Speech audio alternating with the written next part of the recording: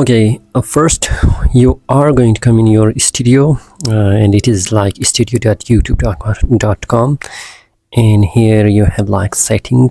Click on the setting, and then you have permission, and here you will get like permission for your like YouTube channel. And I have like my YouTube channel is professional tutorial, and you are going to invite and write the name or the email address of the person.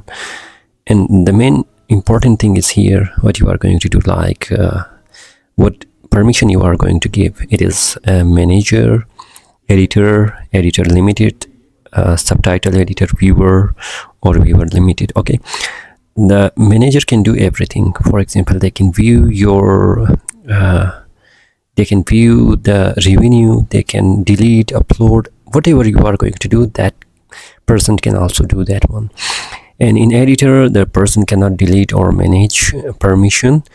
And it means that if you are going to give access to editor, then the editor will not give anyone else access, but the manager can do that one. Okay, and remember that one. And also delete the content, cannot delete the content. And that is the one which you don't want to don't want to give permission to aid any user, and don't want to delete the different videos.